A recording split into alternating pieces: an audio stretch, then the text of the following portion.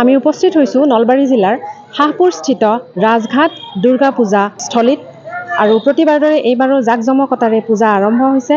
আৰম্ভ অহাকালিৰ পৰা হ'ব, প্ৰস্তুতি সম্পূৰ্ণৰূপে সমাপ্ত হোৱা বুলি আমাক বিষয়ববীয়াসকলে জনাইছে। ইয়াতে 11 দিনীয়া পূজা অনুষ্ঠিত কৰা হয়।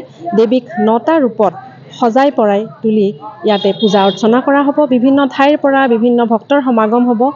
ইয়াতে আৰু এটা সম্প্ৰীতিৰ নিদৰ্শন এনেকুৱা ধৰণৰ যে ইয়াতে হিন্দু মুছলিম সমন্বিতে সকলো জাতি বৰ্ণ ধৰ্ম নিৰ্বিশেষে পূজা অৰ্চনা কৰা হয় আৰু বিভিন্ন ধৰণৰ মীনা বজাৰ, গ্ৰন্থমেলা, উৎসৱ গোপন, লটাৰী খেল এইবিলাক অনুষ্ঠিত কৰা হ'ব।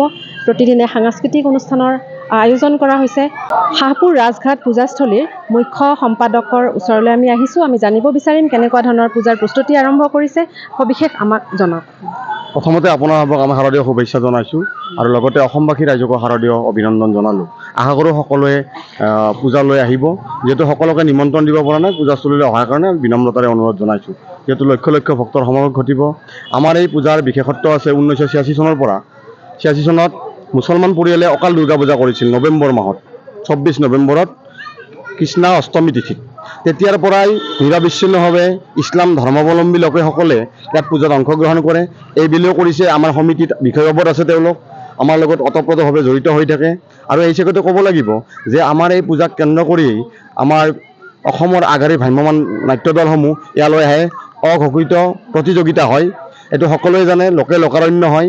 গতিকে এইবাৰো আমাৰ ষষ্ঠীৰ সপ্তমী অষ্টমীলৈকে ৰাষ্ট্ৰীয় থিয়েটাৰ, নৱমী দশমী একাদশী হেঙুল থিয়েটাৰ আৰু বিভিন্ন আগশাৰীৰ ভ্ৰাম্যমাণ থিয়েটাৰলৈ 5, 6, 7খন ইয়াতে আহিব। গতিকে সকলোকে আহিবলৈ আমি নিমন্ত্ৰণ জনালোঁ আপোনালোকৰ জৰিয়তে। এই চাগতে আমি এইবাৰ আমাৰ আন্তঃগাঁথনি যথেষ্ট অভাৱ আছে। আমি উপহাৰ খেল এখনৰ আয়োজন কৰিছোঁ আৰু উপহাৰ খেলখন আমাৰ 15 অক্টোবৰৰ দিনাখনে নিশা 8 বজাত ইয়াতেই আমি খেল অনুষ্ঠিত কৰা হ'ব। ৰাইজৰ সহযোগিতা আমি বিচাৰিছোঁ। এই চাগতে অহাকালি প্ৰতিবাদ তিথিৰ পৰা আমাৰ ৰাতিপুৱা পতাকা উত্তোলন, তাৰপিছত 105খন ধৰ্মধ্বজা উত্তোলন কৰা হ'ব। আমাৰ অসমৰ বিভিন্ন প্ৰান্তৰ পৰা ব্যক্তি ইয়ালৈ আহিব।